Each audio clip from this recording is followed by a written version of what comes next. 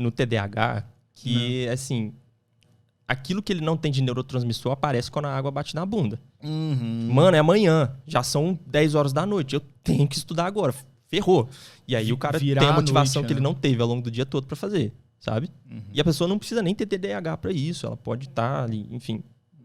Pode acontecer com pessoas. No TDAH é muito comum, né? Mas essa coisa de ter organização pra vencer a ansiedade é uma coisa que eu sou completamente a favor, sim. Faz todo sentido. Inclusive, é uma arma, né? É uma boa arma para você lidar com isso. Principalmente com coisas que você precisa fazer e fica se lembrando delas, cara.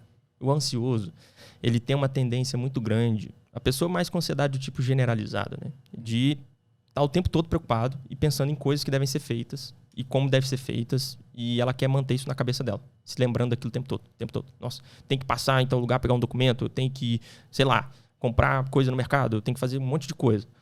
E ela fica com isso na cabeça, mano. Isso gera um nível de estresse absurdo, enquanto a pessoa podia simplesmente pôr num papel ou colocar numa lista de tarefas, alguma coisa assim. Isso ajuda muito, por quê? Em vez de lembrar das coisas, ela pode lembrar, eu tenho que fazer tal coisa, meu Deus, mas já tá na lista.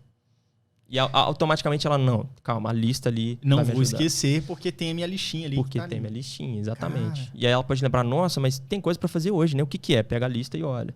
Isso ajuda bastante essa pessoa ansiosa. Outra coisa, uma habilidade também de conseguir observar o que você tá pensando e colocar esse pensamento sobre análise.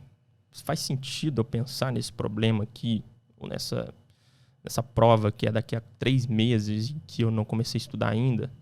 Faz sentido eu estar nesse nível de preocupação com isso agora?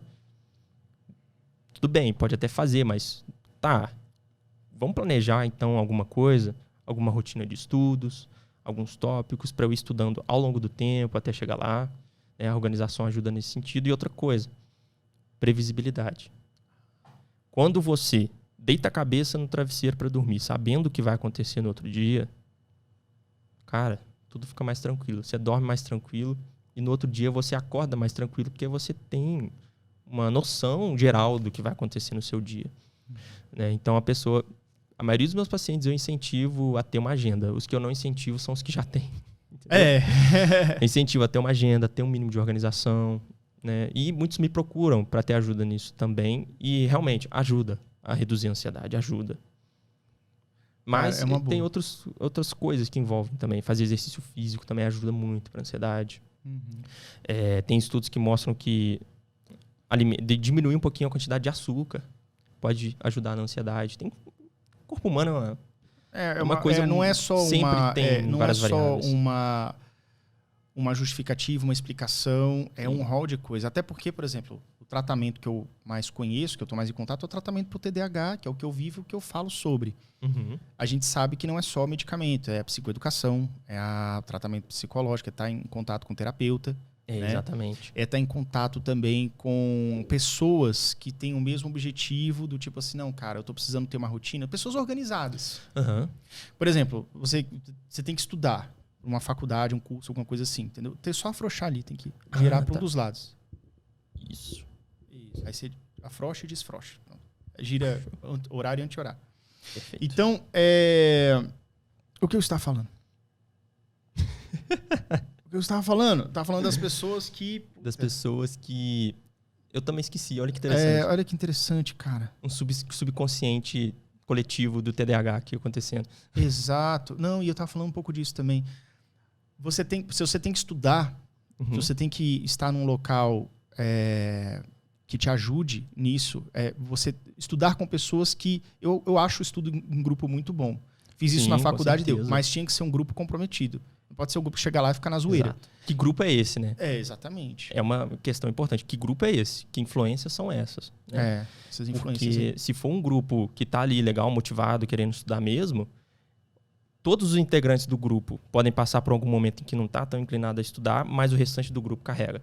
Carrega. O restante do grupo ajuda. É a questão do ambiente, né? Exatamente. Estar com pessoas organizadas, procurar se organizar, procurar ser o exemplo também, porque, por exemplo, você um casal E aí, vamos supor que a mulher é muito organizada, o cara é muito desorganizado. Cara, querendo ou não, você acaba atrapalhando a pessoa com a sua desorganização. Às vezes, se você se esforçar um pouco até para seguir o hábito dela, do tipo assim, não, beleza, o que você faz para se organizar? Pô, eu uso agenda eletrônica, eu uso tal coisa, eu uso um post-it. Você começar a pegar um pouco desses hábitos para que compense, né? E não fique descompensado, tipo assim, poxa, eu tenho hábitos ruins. Por exemplo, uma coisa também, um cara que é muito ansioso e dorme muito tarde, com a esposa que não tem ansiedade e dorme cedo. O cara, às vezes, fica entrando e saindo do quarto, atrapalha o sono da esposa. Exatamente. Então, o seu ambiente tem que ter um esforço ativo para você entender as ferramentas. E é isso que eu vejo a importância da psicoeducação.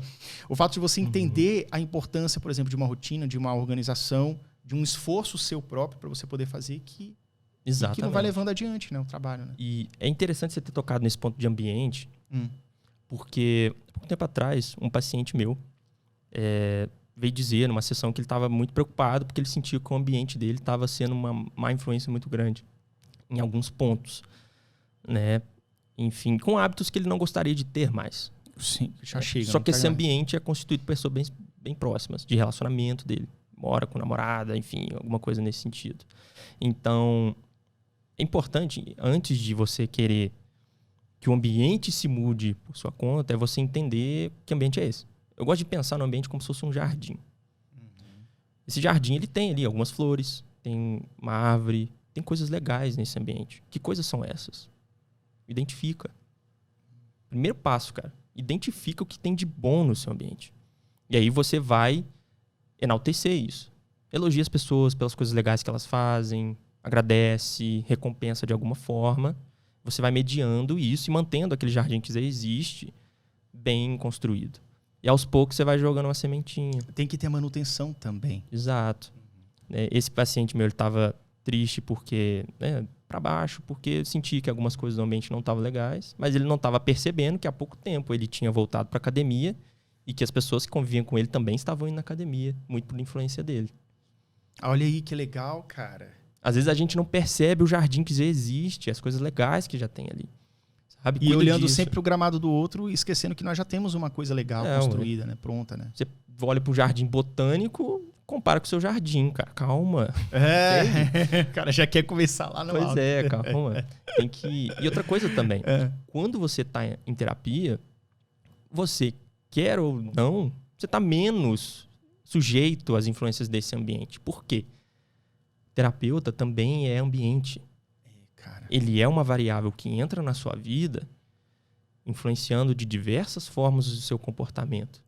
E é em torno do que você precisa. Entende? É uma variável que entra na vida da pessoa, influencia o comportamento dela. O comportamento dessa pessoa pode começar a influenciar das pessoas que convivem junto, sabe? Então, fazer terapia também ajuda muito nesse ponto de você lidar com o seu ambiente, porque você tem um fator ambiental, que é o terapeuta, trazendo coisas ali constantemente para você, influências e sugestões, comportamentos, ideias, conexão, né? Porque você tá ali num local. Teve um outro paciente que falou para mim, eu gosto da terapia porque aqui é um local onde eu posso falar sobre as coisas que eu gostaria que ninguém soubesse sobre mim. Às vezes o cara tem até vergonha de falar assim. Exato. Eu na minha terapia, eu faço terapia tem semanal vergonha também. de pensar sobre. Eu falo assim, o nome dela é Dilma Guimarães. Eu falo assim, Dilma, eu tenho até vergonha do que eu vou falar aqui, mas eu preciso falar que eu quero que você saiba o que eu tô pensando. Eu falo, tá. E aí quando eu falo, já calma um pouco, aí a gente vai conversando, trabalhando aquela informação e a gente chega, tá, mas por que você tá pensando isso? Mas por que... Aí a gente chega, putz, olha aí, ó, o que tava por trás. Pensamentos não são fatos, cara. São pensamentos, são coisas que aparecem e você fala, ó, legal, tchau. Ou você dá corda, né? E exatamente. Cara, legal. A terapia tem muito disso, de você ter um ambiente ali onde você aprende a lidar com você mesmo, né? Eu gosto de falar que o terapeuta é como se fosse o Samwise do Senhor dos Anéis junto com o Frodo, sabe? Sim. Que muitas vezes o Samwise protege o Frodo dele mesmo. Velho. Porra, fazendo cagada, entregando o anel pro Gollum. Porra, tu é burro, hein, bicho? Ele isso, fica sabe? Ali, cara. Às vezes eu penso assim, cara, era muito melhor se o próprio Samwise levasse o anel, cara. Era tão mais fácil, porque o Frodo atrapalha a parada toda durante várias partes. Mas é aquela coisa. O protagonista da história, quem que é? É o Frodo, cara. Cara. Então a coisa é em torno dele. E tem que ser, muitas vezes, em torno do que o Frodo precisa. não do que o Frodo quer. O filme, ele Né? tem uma grande base psicológica.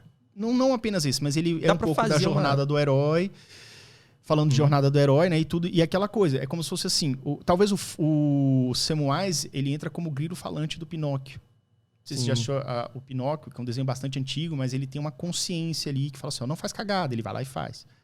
Tipo, né? E o psicólogo, é óbvio que ele não vai ser esse cara que, pô, não faz cagada, e a pessoa faz, ele pune. Ele vai ser o cara, tipo, vem cá, mano, vamos lidar com isso. Se essa cagada aconteceu por um motivo. Vamos olhar qual é esse motivo e vamos implementar as mudanças que você precisa para trabalhar dentro disso. Mas aí tem que ter uma relação terapêutica legal, né? Sim. Tem que ter uma confiança. Sim, com certeza. E essa é uma primeira barreira ali, geralmente, quando começa a terapia, é de você conseguir consolidar essa relação terapêutica. Consolidou, a coisa flui de uma maneira muito interessante. Aí tem esse efeito que você falou, que às vezes você está pensando numa coisa, você não tem com quem falar, às vezes você tem vergonha de falar, chega um ponto que você tem vergonha até de pensar de novo, pensar que você está pensando naquilo. Olha só, cara, o desconforto que isso gera. Leva para uma terapia, uma pessoa que você confie, que tem um sigilo, tem toda uma coisa ali. Sim. E, cara, você vê, caramba, era um pensamento e agora a gente já está aqui com um plano de ação, eu sair da sessão melhor. Entende? E tudo se resume um pouco à ação, né, cara? Você tem que ter ação de procurar o terapeuta. Você tem que ter ação de ir na terapia e não ficar se sabotando. Eu tô com preguiça hoje. Não, porra, vai lá, cara. É entender que a solução para aquela tua dor, para aquela tua dificuldade, passa pela terapia. Não é que está na terapia. Porque o terapeuta, ele não vai fazer uma mágica com você também. Mas está no processo de você ir lá fazer o que tem que ser feito. Não é isso? Sim, e com terapia online hoje em dia, o que tem que ser feito é às vezes clicar num link, entendeu?